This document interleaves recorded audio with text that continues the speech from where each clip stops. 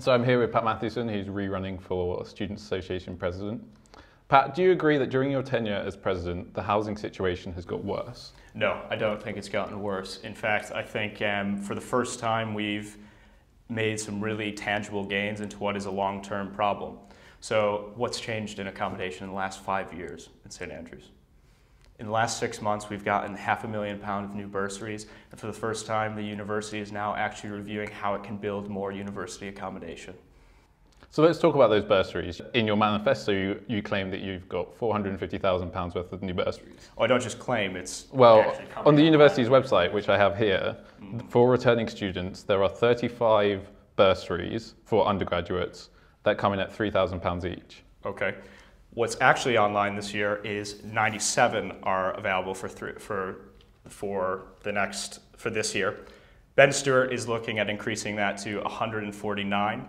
Over the next 2 years, that's where this 450,000 comes in. As I mentioned in my interview, which I had earlier this week with you guys, next year there's 450,000 available for the total pot of accommodation bursaries, and the year after that there's 900,000. For the total pot? Yes, for 900. So that's not an increase? Because you claim you've got an increase. You're not listening to me. Over the next 2 years, there's 450,000 in the next year, and the year after that, there's 900,000. Then why does it say on the university's website that there's 35 for returning undergraduates at £3,000? I don't think you're understanding. For this year, this is this year of the applications? Yes, and my negotiations with RBS, which occur in my term, are for the coming years. So sure with this, we've had a reduction from 90 bursaries to this figure of 35. This is another thing that I think the Saint has grossly misrepresented. The reason this change came is because we had students who actually received these bursaries come and speak to us. So they were getting just £1,000 once across their 4 years. That's a huge problem. If you're looking at what the cost of coming to St. Andrews over 4 years, does £1,000 really make a substantial dent? They said we need to do something about this. And we know it wasn't working because students who were entrants to St. Andrews, or potential entrants, prospective students, weren't even taking up these bursaries. We had unfilled bursaries. They weren't working as a conversion mechanism, and they were failing us on widening access. So it was at their prompting that we changed it to 3,000. And you know how we decided what 3,000 was? We emailed all of the accommodation bursary recipients themselves, and they voted on it. And that's the system they decided upon. My efforts have been increasing this pot on top of what we already had. And over the next 2 years, there's £450,000, £500,000 nearly, is coming online. This is an enormous, a substantial change to what's happening.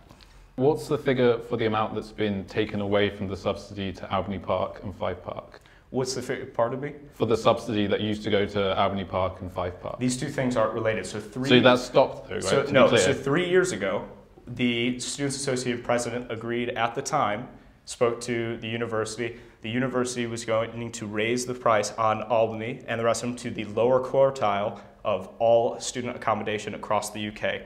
The university has maintained a commitment to having a fifth of its accommodation at this level, and that's something it has maintained. That's what it has to do for cost. Right now, the cost of accommodation has risen across the board by RPI, which is roughly around inflation. The truth is about these new bursaries as well. We talked about Albany Park and we talked about Fife Park, and these were fairly cheap halls. And so £3,000 would almost pay for an entire hall. However, you can't use these new bursaries in Albany Park. It says on the university's website, which I have here, that Albany Park is excluded. The university has maintained its position, and you can speak to Ben Stewart, the head of RBS, Residential Business Services, about this. They are not in a position, and they do not want to be giving free accommodation at any point in time. That is their position. It's not necessarily mine. But what they have done is with these bursaries, make them rolling, means we don't ghettoize students into one place. It means if you're paying $3,500 a year, which people at Albany will be at the end of this increase, that no matter what hall you're in, if you're getting a £3,000 bursary, it comes down to that level. So I think you've grossly misrepresented this. I think you've misjudged the way it's gone on, and I don't think you've accurately accounted for the way it's going forward. Let's talk about your manifesto for this year. Sure. You say that you want to build 1,500 new beds. Yes. Is that just a figure that sounds good, that it rolls off the tongue? So this is actually, we're actually already working on this after 6 months of very strong advocacy during my tenure. And what has to happen in the next few years is Albany Park has to go under the knife for HMO regulations. Instead of just replacing Albany Park with the 340 beds that are already there and building 340 more, what we're looking at is expanding the size of it altogether.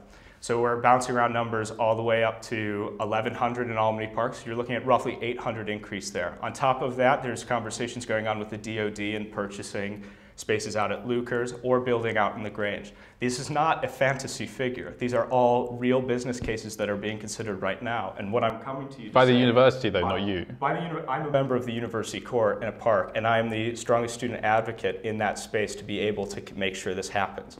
And that's why I'm coming for a second term, because we've gained traction in these arguments to have them actually occurring. And I'm saying you want someone with experience to have them follow through. So you have experience, but you said in your manifesto last year, which I also have here, that you want to pursue a build-based accommodation agenda. But you haven't done that this year. You haven't achieved that this year. How long does it take to build a building? How long does it take to build a building? I've been in here. But can you name one solid building that is going to be built because of you being president this year? These are the ones that we're considering right now. Considering? Yes. You're 3/4 of the way through your term. We're at elections again. This is exactly how the building process works. There have been 2 court meetings in my tenure. 2 meetings of the body that can possibly, this is the only body that can have building approved. 2 meetings. And in those 2 meetings, for the first time in 5 years, for the first time in my entire time as a student, the university is actually reflecting on how they're going to build more student accommodation.